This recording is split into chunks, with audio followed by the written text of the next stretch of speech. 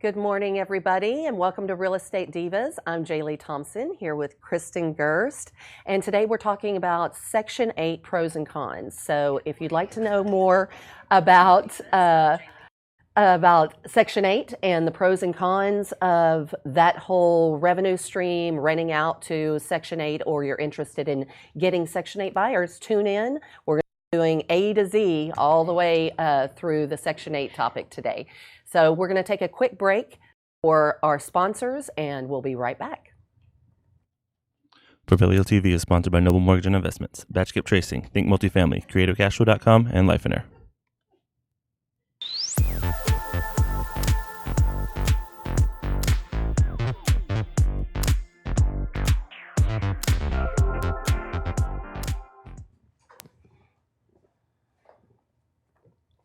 Hello, everybody. Oh, good morning. We're back. Woo!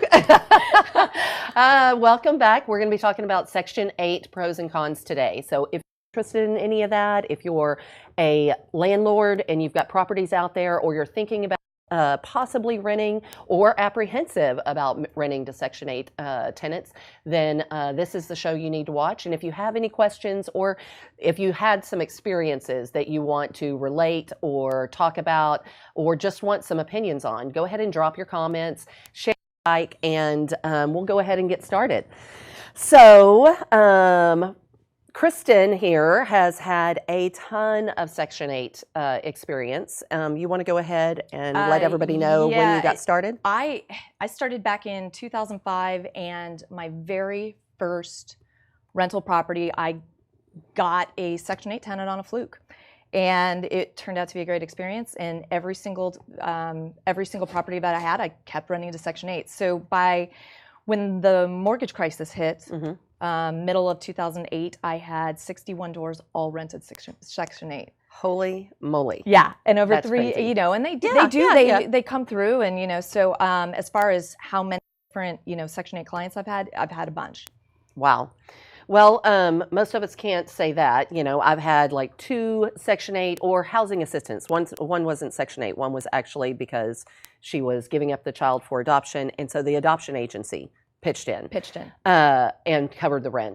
Well, actually, when we signed the lease, they guaranteed the rent. So they're great options. One of maybe the first topic we want to talk about is the actual tenants themselves. Like, what do they have to do? I mean, they got to jump through absolutely. some hoops. So I mean, and let's first talk about the advantages. Okay. Yeah. There are tons of advantages, but the number one is collecting rent. And if everybody remembers 2008, there were a lot of landlords who ended up losing properties because people were losing jobs and they couldn't pay their rent. Exactly. And so landlords were having to go without it a lot. I never missed a single payment. All of my rent was direct deposited on the first. Nice. Into my account, so I was never chasing it, which gives you a lot more time. And there are so many. The other advantage to them is it's not super easy for a tenant to go switch to another property. Yes. So I had one tenant. She finally left, and it was after I'd sold that property, but she had been there 12 years. Wow. Yeah, and she just couldn't leave. So, wow. So you want to talk about the types of tenants? Well, I mean, just the Section 8, it's unlike so many people think, whenever we're talking about anything that's government subsidized, you'll hear a lot of people talk about, oh, it's so easy, people are taking advantage of the system. It's not an easy process. There are a lot of hoops to jump through. There's waiting lists, and it's years. Yep. To even get the program at all. So these people really, really covet their vouchers, and they follow every single rule to the letter because they don't want to lose that voucher. Well, and it's like a laundry list of things that they have got to do to qualify first to even get on the list. And then once you're on the list, and you actually get a voucher and you can get into a house. I mean, that's like you think about it. In some cases, it's almost free rent. Yep. So it depends on, they say that the way they figure it out is they take what their monthly income is and they multiply it by 30%. And then that's what they have to pay. That's what I understood as well, is that, and that's still today, although I think in 2018 or maybe here in 2019, they're going to try for 35%. just because of government cuts and stuff like that. But still. Well, little known fact, Uh-huh. there are different housing agencies will deal with that differently. So the tenant gets their rent paid for, but then they also get their utilities. So they get a utility check. But if you get a DHA, so a Dallas Housing Agency tenant, there's a lot of times that those Section 8 tenants have a zero tenant portion. So you're not even you're not even hunting down that 30%. That 30%. So let's say they would have to pay they have to pay $300 a month in rent, and I've had those because Dallas County sticks to those guidelines. But Dallas Housing Authority doesn't want to waste time, cutting a check to them and then getting, and having them pay it. So a lot of times they end up having to pay for their utilities. It's just all balanced out. And so they end up with $50 tenant portion or a $0 tenant. And the $0, I mean, I would look for those everywhere. Yeah. Well, and is there a way to go ahead, whenever you're vetting the Section 8, somebody's doing your application or whatever, or applying for the property, how do you find out what their tenant portion is, or can you? You can't. Okay. It is. I mean, I would get really excited when I would see DHA as opposed to like Dallas County or Grand Prairie or Plano. Gotcha. When I saw DHA, I was like, okay, great. I've got a shot at getting a zero tenant portion with one of these. So yeah, that's good. But even so, like I said, these tenants had to try so hard and had to wait so long for these vouchers. A lot of landlords are scared of them. I deal with not just my properties that I have, but also, my clients. Your clients' and my clients are like, no, I don't want to do Section 8. And I have to kind of inform them about what it takes to be a Section 8. And then, they may owe that 30%, but they're going to try their darndest to make sure that they can do that 30% because they don't want to lose that voucher. So here's another little known thing. So when it comes up to their annual renewal, if they owe you any money at all in rent and they have a back rent payment due to you, they cannot move. Interesting. So, I did not know that. Yeah, they are forbidden to move. They actually, every year you're asked to sign a sheet and it says, has this tenant paid you all of their rent? Check yes or check no, and then you can put an actual invoice number in there. Wow. And saying this is what's owed them back. So a lot of people would be like, oh, I'm just going to evict, right? If they don't pay me this amount, depending on where it falls in that year, I would make payment plans to get people caught back up. But I knew that once we came around to that year, to that annual, to the annual time to inspect and to renew, I knew if they weren't 100% paid, that they would have to stay a whole nother year, which of course that's what you want. Absolutely. Now, whenever you go ahead and you do that evaluation and you give that to the housing authority, do they then pay that back? The housing authority? Yeah. No. I mean, the tenant is responsible for their tenant portion. Okay. So they're however still, it is. Okay. But yeah, they're not going to cover that. Where they will cover it is if the tenant loses their job. So 3-4 months down the road, all of a sudden tenant loses their job, they will step in and start covering 100% of it. Nice. Yeah. Nice. So, and that, I mean, sometimes, it takes, it is the government, so you need to expect that you're not going to see that big, that extra money. Yeah, there's probably a delay. 1 to 2 months. Yeah, there will be a delay, but you will get paid. Yeah. It's going to be a delay, but it's either that or if you had a regular tenant that lost a job and they couldn't pay, now you've got to go through the eviction process, and that takes time and money. Correct. And you don't get that back. You just get them out. So, yeah, exactly. So the number one question I get is, do I have my property inspected first by Dallas Housing and get it on some type of approved list? No. Everything is left up to that Section 8 tenant. So if they want to rent your place, they can do it. They can do it. They can do it. And then you get inspected afterwards. It's really nice once you're already in the system. It's less, paperwork that you have to bring in. So. But they do, so once you get your Section 8, they do come and inspect the property. Yes. So. And make sure that it qualifies. Correct. So your first goal when you want to do Section 8 is how to find those tenants. And you were laughing at me because I said the green sheet. And that is the number one way to find them. And all you have to do is you put like your little description in, right? But you put Section 8 welcome and put it in bold. And now it's online, and everybody has, smartphones, so they can still find it. That's the number one thing they're going to search for. They might even put the reason I laugh though is because like most of you, or maybe most of you, green sheet, you used to see them in every supermarket, every cafe, outside a laundromat. Everywhere you went, and then now it's still outside the Dallas housing. Oh, office. Really? Yeah. See, I just didn't even know they were still in print. Yeah, no, they're. That's funny. It is funny. I mean, and so you don't think about that, but a lot of these people have been, they might not have had a smartphone for that long. Yep. And so using it to search the internet, they might not be as savvy. I guarantee you, some of them are still looking at the green sheet. Yeah. So number one thing, go find that free publication. Every city has them. I mean, we have the green sheet here. Is that in other states? I don't remember. I don't know. Maybe somebody out there knows it. So, but there's going to be something similar. Yes. And if you put it in Craigslist. Yeah. Because Craigslist, I can totally see that. Yeah, because Craigslist will show up in different search engines as well, and you just put Section 8 welcome. Got it. So. Well, that's interesting. Okay. So last week, whenever we did the landlords, biggest mistake landlords make. Now that was one of the things that Steve said. Steve Rosenberg was like, well, maybe you had some better luck than we did. We didn't get to hear any of his horror stories because we didn't talk about it. Correct. But yours, I mean, you couldn't say enough good things about Section 8.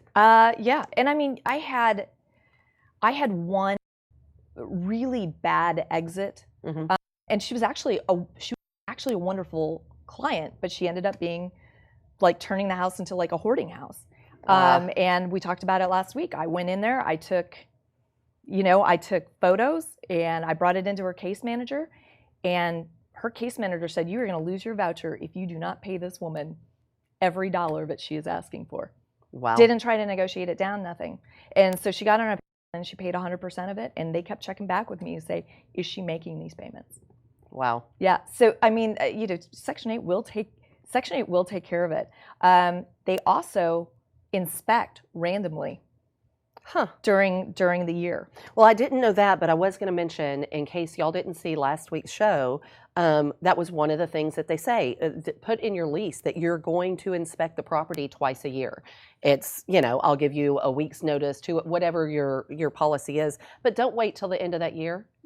Go in and inspect the property. Yeah. If you're that worried that they're not going to keep up that property, just make the inspections more frequent. And then you just call their case manager. Yeah. And go, "They're not keeping up with this property, and it's a complete wreck.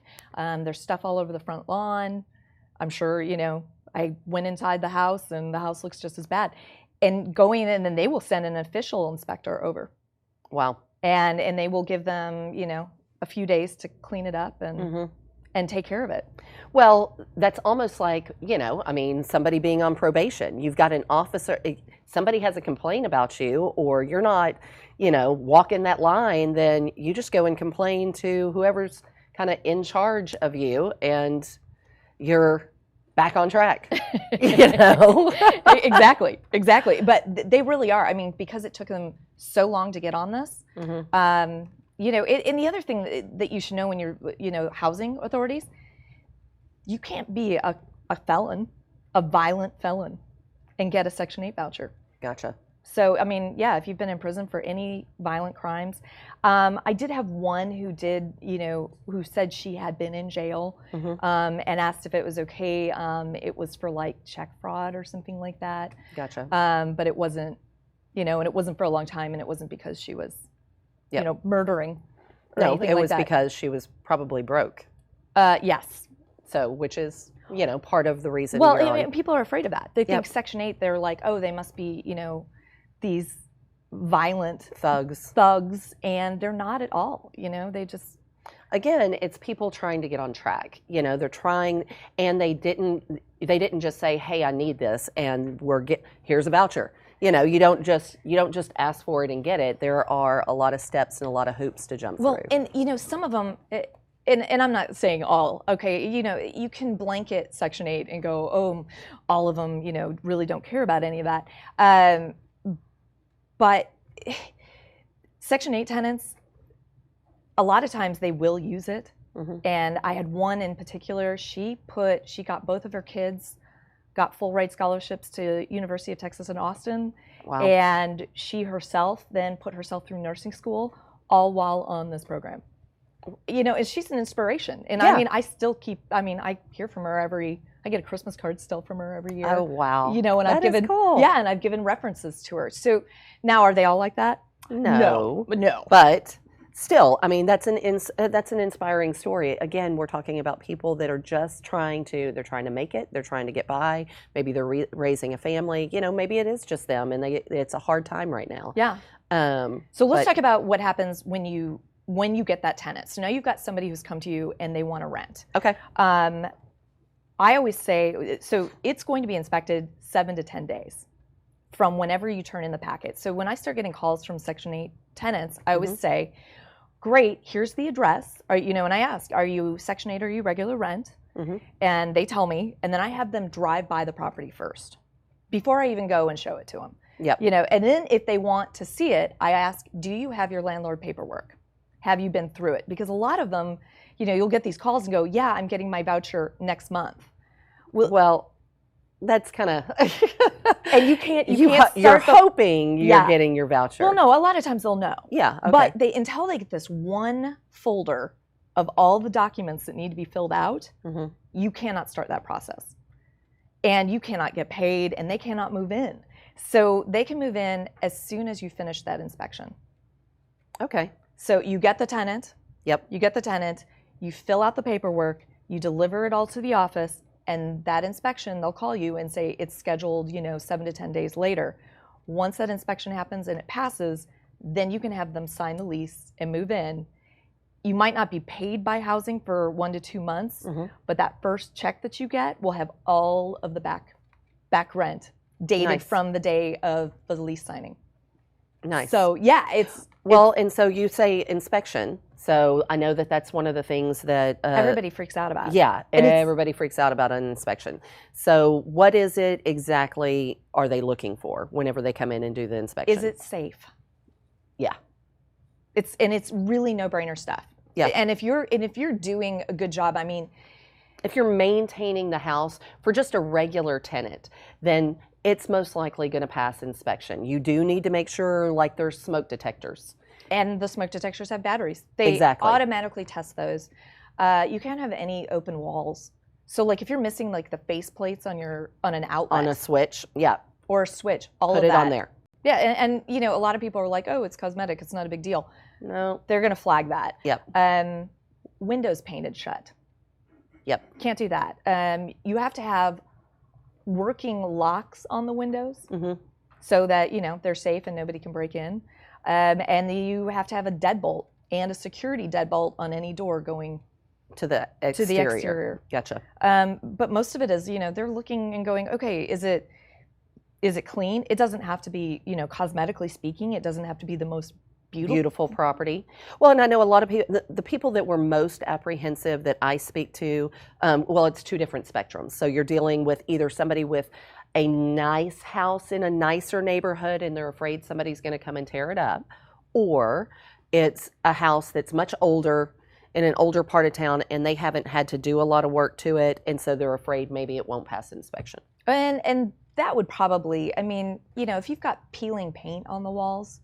Well, then we're talking about lead-based paint because it's an older home, all of that business. So you want to, come on, guys. Yeah. You want to do it even just for your regular tenants. Yes, Yeah. absolutely. So, those are all, it's usually just common sense. I'm trying to think, I made notes on no window screens in place. That's not always, that's sometimes flagged. Gotcha. I had one Section 8 inspector who used to work Pleasant Grove area where I had a bunch of them, and he would take an electric meter and make sure, and he'd just stick it into the outlets to make sure that the outlets work. Yeah. Yeah. I mean, just random weird stuff.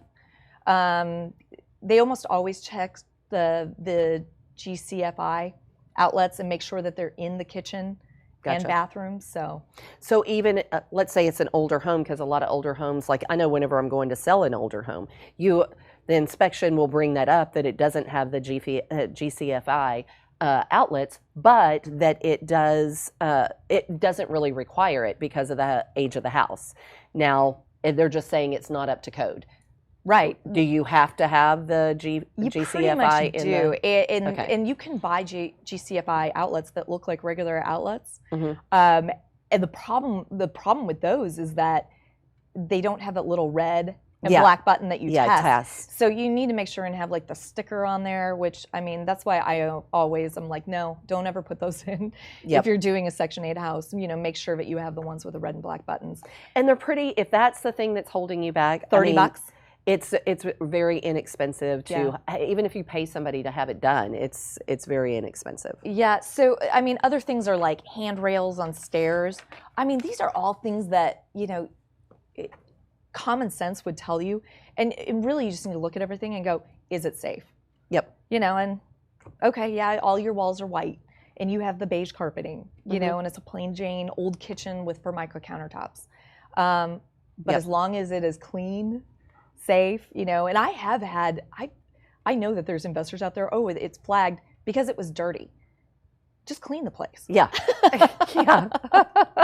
Before somebody moves in. Well, it's called make ready for a reason. Yeah. So, and you have to have it completely made ready. One of the biggest reasons that the inspection will fail, there's no utilities on.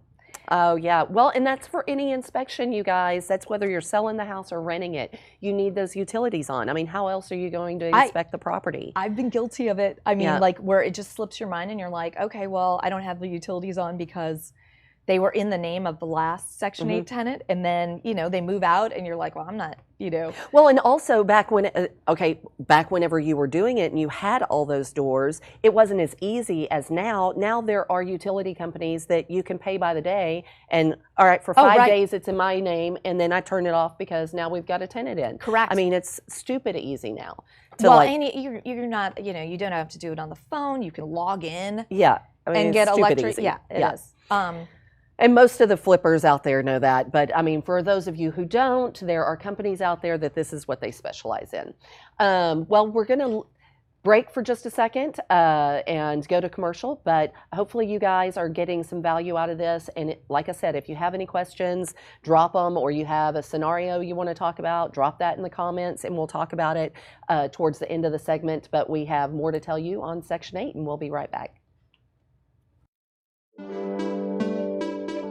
The Propelio Academy, an all-in-one education resource for training in wholesales, subject to wraps, short sales, flips, rentals, BRRRR, property management, and more. Go to propelio.com/academy to get your scholarship today.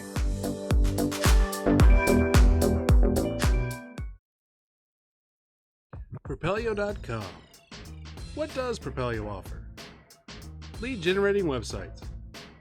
Access to true MLS comps, off-market lead lists, and deal alerts. Get them all today at Propelio.com.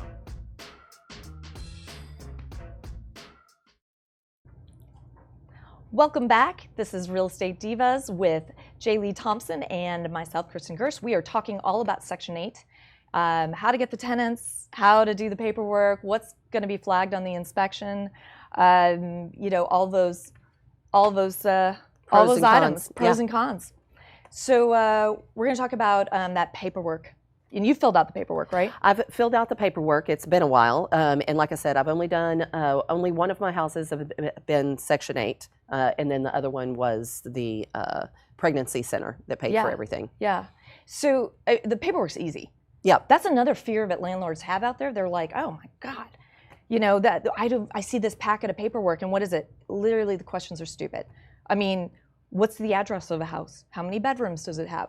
What's the square footage? I mean, all of these things that you would have in a regular MLS listing. I mean, it really is. I mean, that's all the questions. There's a lot of boxes to check on that first page that are saying what you're going to take care of, so what the actual landlord takes care of, and what's tenant responsibility. So, and here's a huge tip. You get more money if you provide a stove. And you get more money if you provide a refrigerator. See, and I always any of my clients, I'm like, you definitely want to provide a stove. Refrigerator's kind of up in the air, but I kind of encourage Don't do it.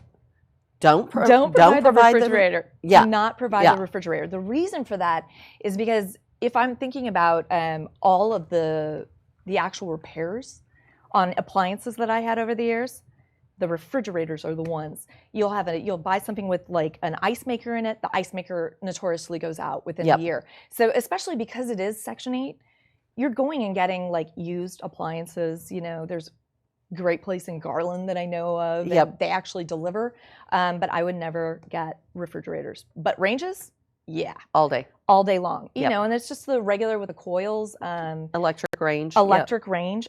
When those things break, it's like $30 to fix one of those, the actual electric ranges. So, but you get more money per month if you provide that. Nice. Because they don't have to go rent it. Yeah, exactly. Which is typically what they would end up doing because they're not going to have the money to purchase completely a new stove. Right. Or whatever that appliance is. So you check off all these boxes and you say, okay, what are you paying for utility wise? What does the tenant pay for?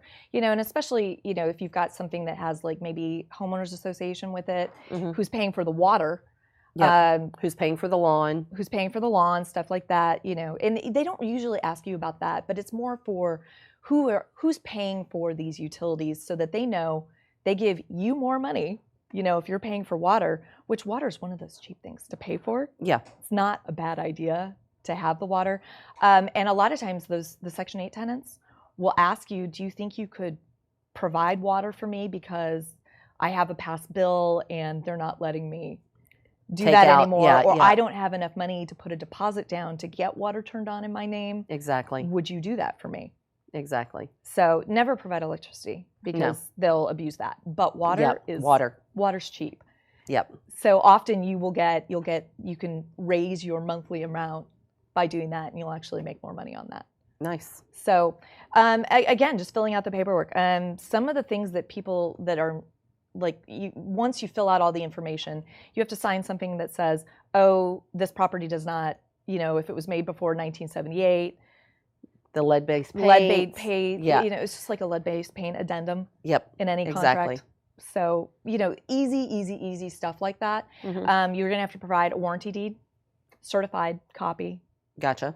So either order that offline before you go or, you know. Well, and those packets tell you everything that you need. I mean, it's a step-by-step. They try to make it dummy-proof, you know.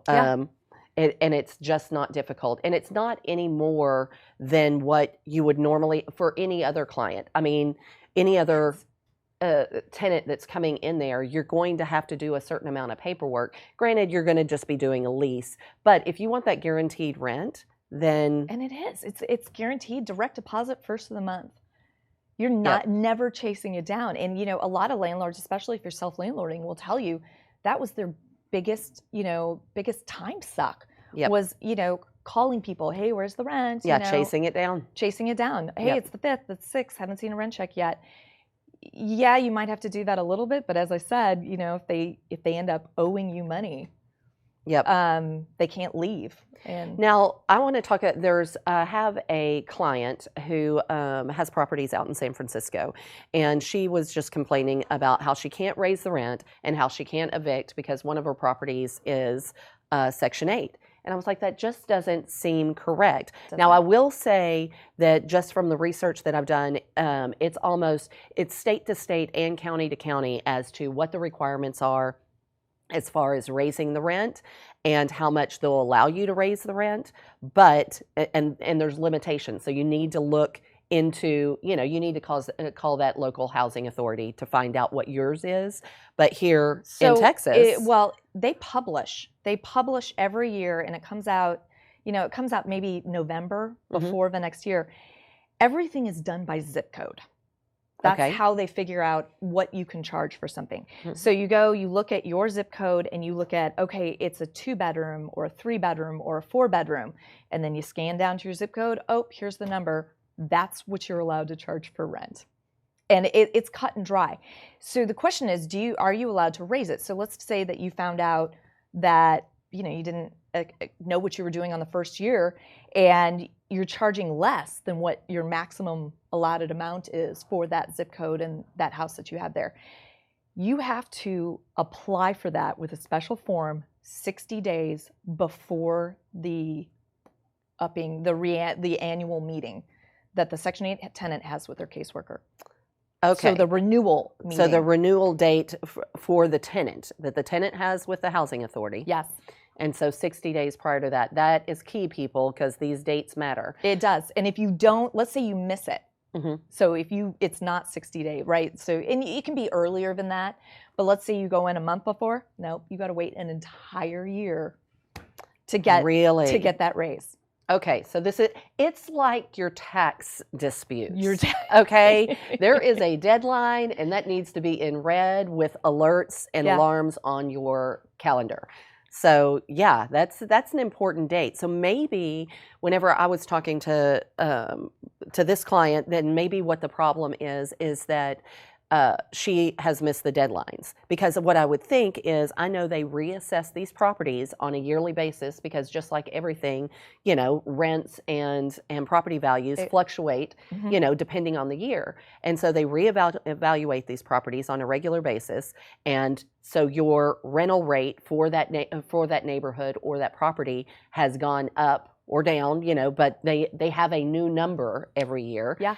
And you're allowed to, in this area anyway, and like I said, every area is different. Right. And the housing authorities will vary slightly. As I said, if you go to Dallas County, they stick with that 30% rule. Whereas if you go to Dallas Housing Authority, who, by the way, has the most vouchers, you can get a 0 tenant.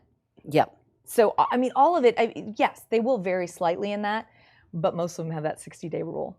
And so you just need to know. And if you're into your lease with your Section 8 tenant for six months, go find out. Okay, how early do I have to be to get my rent raised for the next year? And stay on it, like the same as when you're disputing your taxes. If you don't dispute your taxes for 10 years and then all of a sudden you dispute it for one time, it's not going to come down 10 years worth. Just like if you're trying to get that rent raised and you miss the first year or two, you're not going to get it up to that value, that you want it anywhere where you want it at. It's something that you have to do in increments. Yeah, no, absolutely. Absolutely. So the other thing that happens at that time, they are going to come back and re-inspect your unit. If they find anything if it is tenant, if it's caused by the tenant, abused by the tenant, they make the tenant fix it. Gotcha. If it's caused by the landlord or something breaking, they make the landlord fix it. The nice thing is, once they're in there, they give you, like, let's say, hey, you need to fix this, this, and this. You'll get a letter, and they give you a little while to do it, unless it's something that's actually dangerous. So if it's something that's hazardous, they usually give you 24 hours, and somebody's going to call you and say, you have 24 hours to fix this, otherwise... We'll be back. We'll be back in 24 hours. You've got to fix this, otherwise this tenant's gone and this tenant's going to move out. So that's another important thing. If you ever have problems with the tenant, most of problems, right? The number one answer that you always hear is enforce your lease. Absolutely. So, Absolutely. And you are. And that's across the board. That's Section 8. That's whatever. Do not deter from that lease. Right. So whatever rules that you put in place there, enforce them. Yep.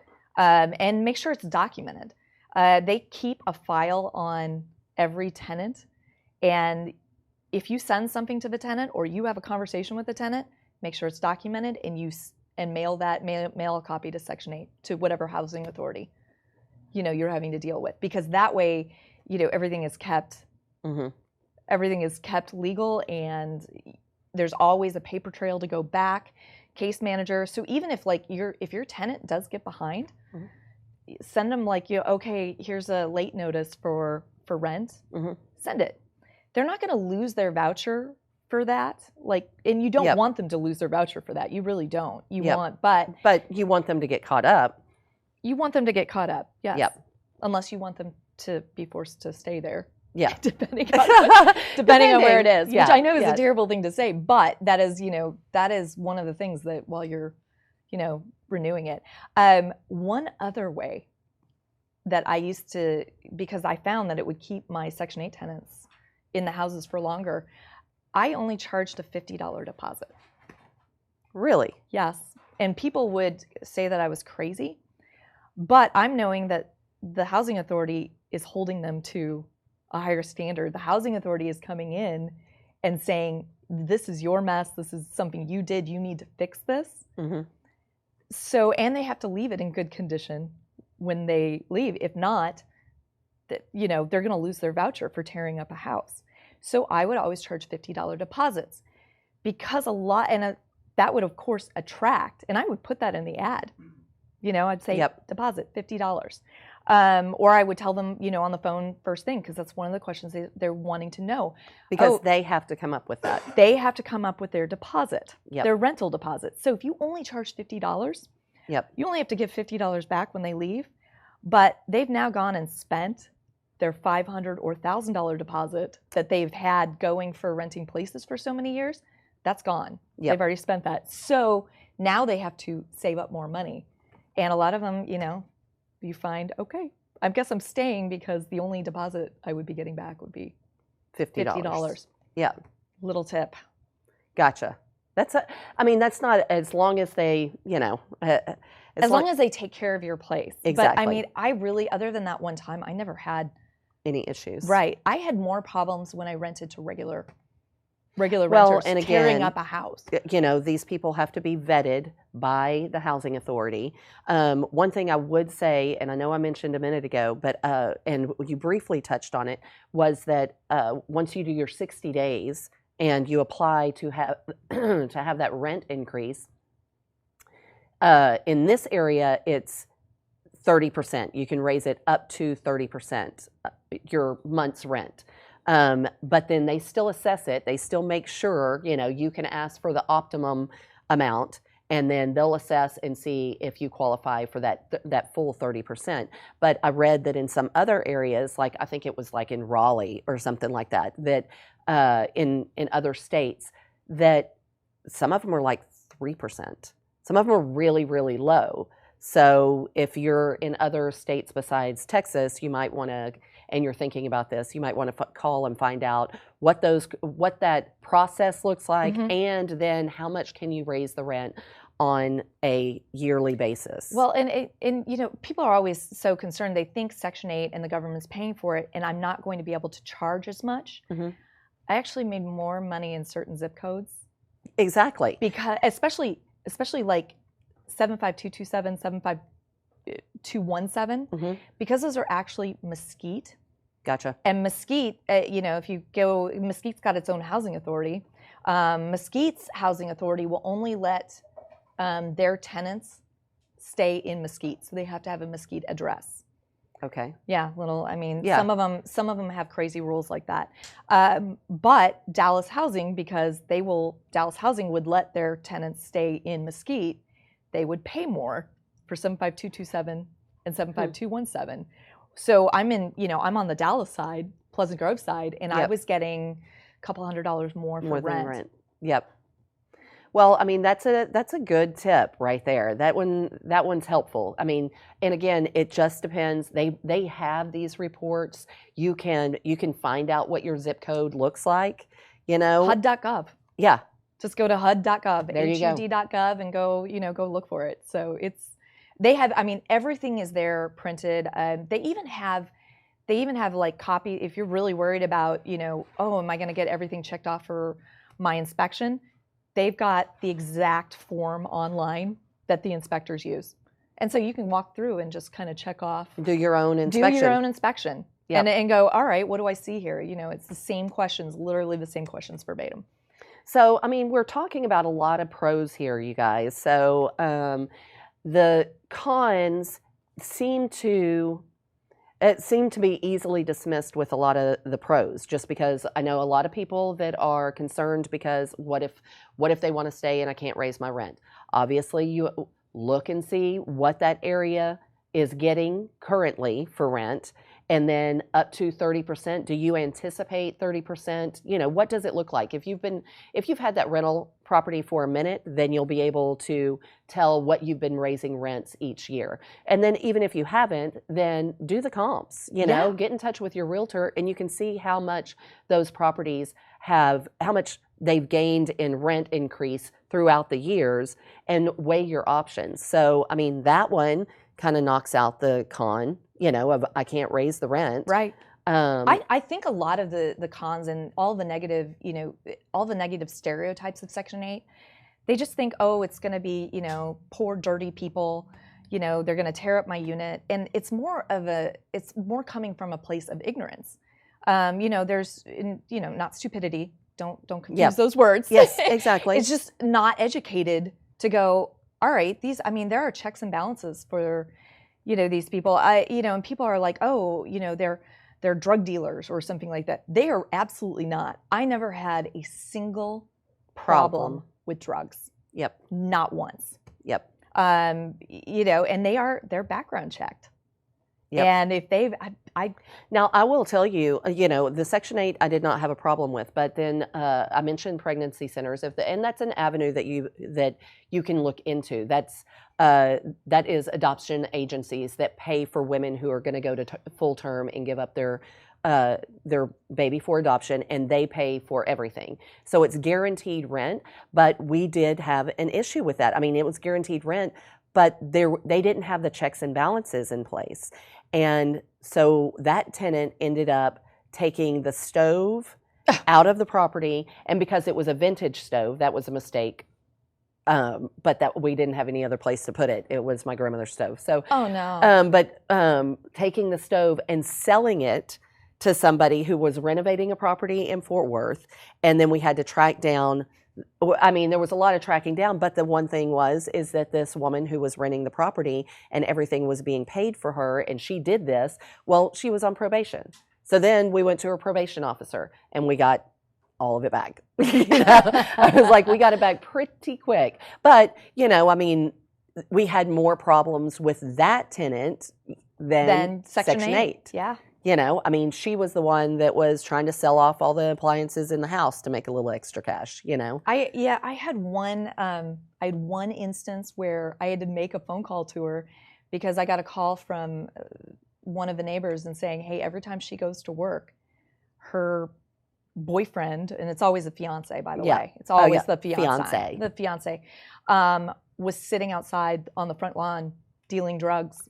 And I called her immediately and I said, hey, every time you go to work, your boyfriend is dealing drugs and I know you do not want to get your house busted. She goes, oh my God, thank you for telling me. She kicked that guy out that day. Nice. And never saw him again. Well, good for her. Exactly. I mean that's impressive. she had 2 kids and she's just like, oh no, absolutely not. So anyways, if you all are liking this, please like, comment, share. I don't know, you know, if anybody has questions, you know, always ask. And we're going to be on. We'll be on like the rest of the week. Yeah, we always answer, go back and answer everything. Did have somebody in my office comment that drug tests are required once a year for recertification of the vouchers. So that's also, if that's a worry of yours, that's also something that they do. Like I said, there's a lot of hoops that people have to jump through to maintain these vouchers. So a lot of the cons that we hear on a regular basis are just are outweighed. It's just not knowing what's required in order to get the vouchers. Right. You know, I mean, that's really where it all comes in. Right. Yeah. You know, fear of paperwork. You can fill out, if you can read, yeah, you can fill out a few pages and sign some stuff. You know, and really, you know, it's knowing, okay, don't leave any blanks. Yeah. Did you leave a blank on this? You know, somebody you didn't answer a question? Yeah, okay, you might not your paperwork might not pass for that. Okay, fill out every blank, answer every question, sign it where you need to. Exactly. Make sure and provide the additional forms. You know, if you're having it managed by somebody else, you need to provide a management letter going, my property will be managed by so-and-so. They are allowed And contact to information. Yeah. Yep. So, well, we're going to take another quick break to thank our sponsors, and we'll be right back. You guys stay tuned in. The Propelio Academy, an all-in-one education resource for training in wholesales, subject to wraps, short sales, flips, rentals, BRRRR, property management, and more. Go to propelio.com/academy to get your scholarship today.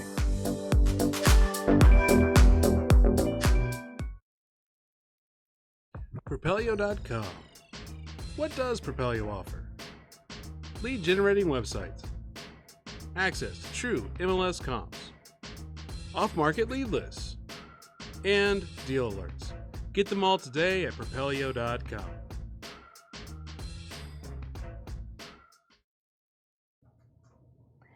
Welcome back. We are talking all about Section 8, pros, cons, ins and outs, and all the ways to attract tenants, how to get them, how to get through the process, what happens after your one-year lease is up. You know, somebody commented, or somebody asked the question, I didn't see the name of who it was, but do you get extra money for washer and dryer? Oh, Lynette Jones. Hi, Lynette. Good to see you. So do you get extra money for washer and dryer? No, you do not get extra money. But a lot of times I provided that. Oh, yeah? Yeah, just as, I mean, that's something that didn't break down either. Mm-hmm. So, and it's, you know, especially depending on where it was located in the house. That's what I was just going to say, because one of the properties that we have, the washer is in the kitchen. And so if the washer isn't there, there's a big hole. You know, there's not counter space there. There's nothing there to fill that space. So, you know, yeah, I mean, and picking up a used washer and dryer at your local, you know, used appliance store, it's pretty inexpensive. It's inexpensive, and it's this nice little thing that you can just say, washer and dryer is already in the unit, you know, and it just comes with it. So it's just another way to attract just another amenity. And Section 8 tenants are, of course, you know, a lot of them are coming from public housing, which if you've ever looked at public housing, it is deplorable. It's, I mean, it's awful. Yep. And talk about it is not kept up. It is subsidized by the government, so they have to pay for it. But it is squalor conditions, and especially compared to a property that you're going to provide, or they're going to be able to get into. Well, now, one thing I wanted, and they're tiny. Yeah, they are tiny.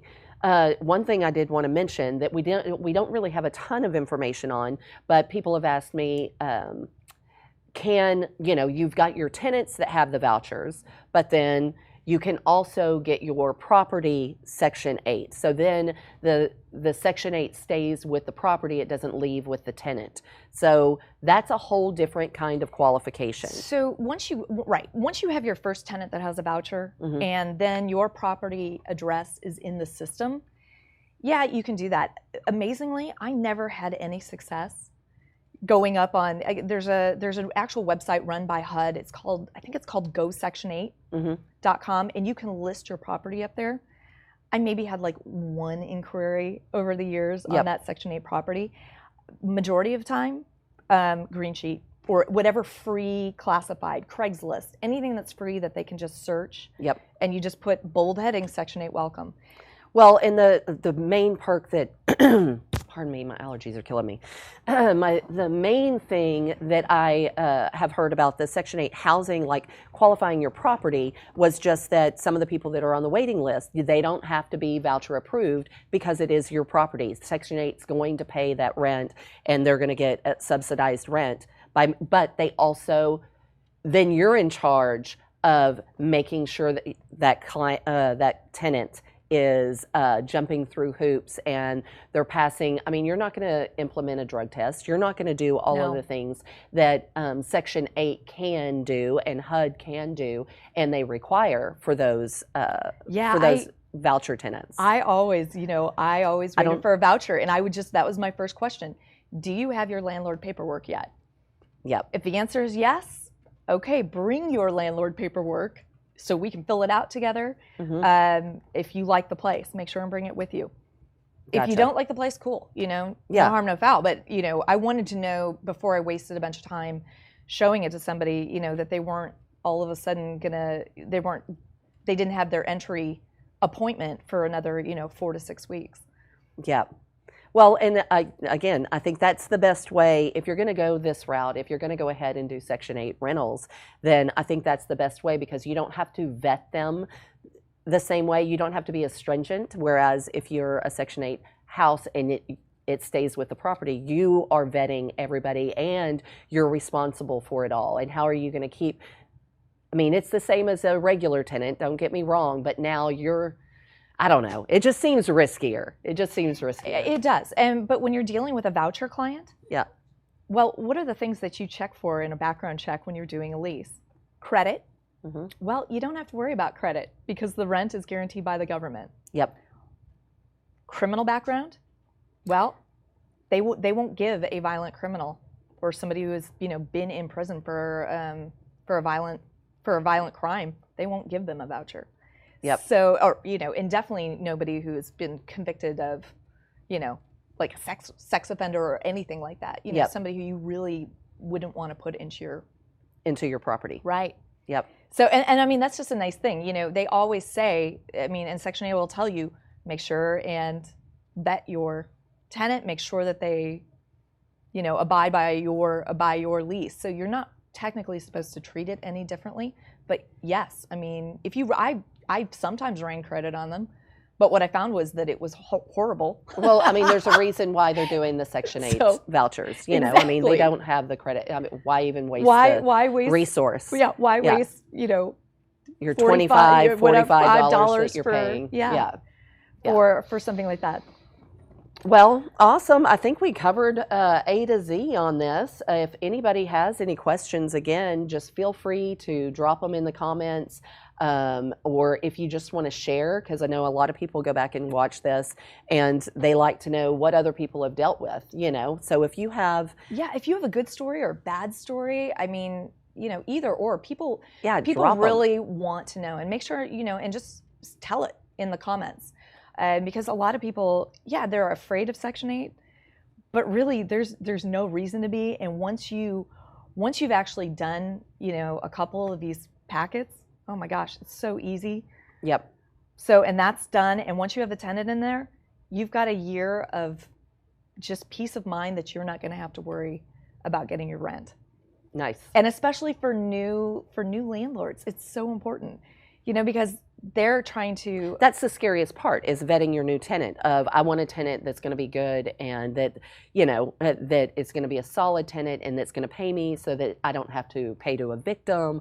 I don't have to go through that whole process, because that's very time consuming, and the longer that eviction takes, the more money it costs you. Right. And when you actually have to evict tenants, a lot of times they will destroy the property. They will destroy the property on the way out. Now, I will say that was one of the cons that we didn't touch on as far as Section 8, is people are afraid you cannot evict Section 8. Yes, you can. Yes, you can. Yes, you can. You come with a list. You have to present it to the Section 8, that housing authority, whoever's in charge, your contact. But you present it to them and tell them that you have to have good cause. Yeah. It's not just, I want a new tenant. But it's going to be for good cause, the same thing that you would do with a regular tenant. Well, the crazy thing is, why do we usually evict a tenant? Non-payment. Non-payment of rent. So it's got to be something pretty egregious. Yes, exactly. But you can do it. Obviously, if you want to kick a tenant out, you can. And so you would take that to that housing authority agent and present your case, basically, and they tell that tenant, either get it together and fix it, or you're out. And you can go through the same process. It's not something that it's not something that's against the rules once you accept Section 8. I guess is what I'm saying. Because I hear that a lot, is, well, you can never evict them once they're in there, and I'm like, nope. Yes, you can. Yes, you can. And really, they've got a babysitter. Yeah. Their case manager is a babysitter. Exactly. And so if you're not. And so if you have a problem with them, you go to the case manager. And you know, I had one call me up. I had one call me up one time because I went to her case manager, and I'm like, this is not good. I mean, I showed up there and there's just junk everywhere, and you know, and she goes, please don't ever call my case manager again. And you know, she called me in tears.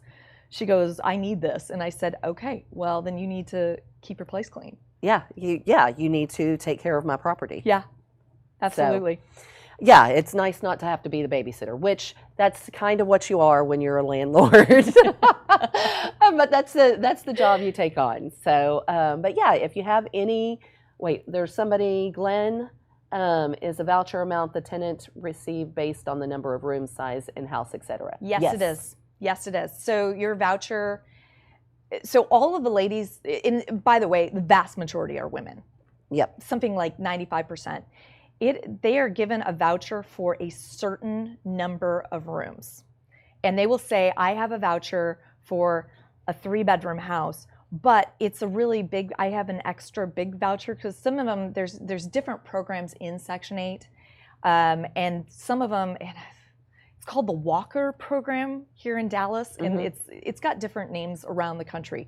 But to get Section 8 tenants into more affluent neighborhoods, these select Section 8 tenants would have these larger vouchers. Gotcha. So more money. And so, you know, they say, oh, well, it's a 3-bedroom voucher, but I have a Walker voucher, so I can actually get a 4-bedroom. Be very cautious on that one. When they say, oh, it's a 3-bedroom voucher and you have a 4-bedroom house, yes, you can do that, but there's a max allowable amount on a 3-bedroom. So let's say that the max allowable rental amount on a 3-bedroom in that zip code is $995. But you've got a 4-bedroom, and that would be $1,295. Oh, gotcha. And you know, and so you will probably end up, and even if you're going to look at that and go, well, I could rent it on regular rent for say $1,100 or $1,200. You know, you don't want to be taking a 3-bedroom voucher on that where you're only going to get $995. Yep. So yeah, but that Walker, like whatever that other voucher is, that's not on top of the $995. That's not in addition to. It's on a Walker voucher, yes. Okay. So like they would have a 3-bedroom, and where it would usually pay $995, theirs would pay like $1,100 or something like that. Okay, so gotcha. it's and I mean it was different for like every single voucher is different. Got it. The bigger bedrooms, that's based on the number of children they have. Okay. So how many dependents do they have living with them? Yeah, and they're required to like a 3. I think what I was reading was like if there's 3 in a family, then they have to have at least 2 bedrooms. You know, I mean, they're considering that 2 people can bunk up. So it depends on the age of the kids. Yep. And are they mixed boys and girls? Yep. So after a certain age of children, they have to have their own room. They have to have their own rooms. But I mean, this is really on the website, like all of these details. You know, it's that one sheet that says, you know, you've got a 2, 3, 4, or 5-bedroom house, and what zip code you're in, and then finding that dollar amount. Yeah, that's the important thing to know, because I would have a lot of people who would say, oh, I've got a 1-bedroom voucher, but you know, and they try to rent my 2-bedroom townhouse or 2-bedroom apartment, you know, and I'm like, and I knew that dollar amount was never going to come close to it. Yep. So yeah, you just don't want to. I never entertained it. Yep. Unless I knew it worked in like that neighborhood, but I tried to stay away. So, important question to ask. Yeah. How many bedrooms is your voucher for? Make sure and don't forget that one. Yeah. All right. Well, I guess we're going to go ahead and call it a day. I think so. All right. Again, if any of you guys have questions or a story you want to share, go ahead and drop it in the comments. Let us know, because we like to keep this discussion going. It's all to inform and educate everybody out there, share as much knowledge and experiences as possible. I'm Jer'leigh Thompson with Texel Real Estate. Texel Real Estate is what powers Propelio and allows you to have the access to the information that you're getting. So be sure and check out Propelio. If you haven't already, then what are you waiting on? They have so many investor tools. I mean, there's lead lists, there's deal alerts, you can analyze your properties, there's CRMs, and they have website capabilities, and we're about to launch a Driving for Dollars app. So you guys check it out. There's a 7-day free trial if you haven't checked it out already. And Propelio, thank you so much for letting us host these every Friday. And Kristin, go ahead. I'm Kristin Gerst. I own Capricorn Mortgage Investments. I buy owner finance mortgage notes. I'm desperately trying to find them. So if you have an owner finance mortgage note that you'd like to sell, send it my way. Yes, I do pay referral fees. Everybody wants to know that. So for all you bird dogs out there who are picking up wholesale deals and somebody goes, oh, I have a note to sell, put that in the back of your mind. Yeah, I'm like, I want to buy that. yeah, this girl. Oh, and don't forget, May 14th. May 14th, we're having our Propelio meetup event. It is always fantastic. Free Chick-fil-A, open bar, starts at 5, goes till about 10:30 at night in Grapevine at the Palace Theater. And that is May 14th. And I think we're having, is it like 5 speakers? Do y'all know? It's 2 speakers and then a panel. Okay, 2 speakers and a panel. Yeah. All right. Well, there's at least 5 people up there talking. So I'll be there. I'll be in the there. vendor room. I'll be in the vendor room, so y'all can come and see us. And if you're an agent looking for a new home or investor-friendly home, then hit me up, shoot me an email, Facebook, any and all of those things. And if you need a property and you want it property listed, go ahead and give me a shout as well. I'd be happy to list that for you, especially a lot of investors out there. I do it for an investor special. And I guess that's it. Yeah. So y'all have a great weekend. Have a great weekend. Bye. Happy May the 4th. May the 4th. Propelio TV is sponsored by Noble Mortgage and Investments, Batch Skip Tracing, Think Multifamily, CreativeCashflow.com, and LifeNer.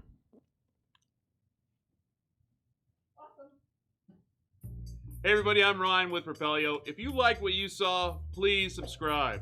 Turn on those notifications and stick around for more. We have tons of content like this all over our channel. So if you want to learn more about real estate investing, stick around, watch Propelio TV, and we'll see you later.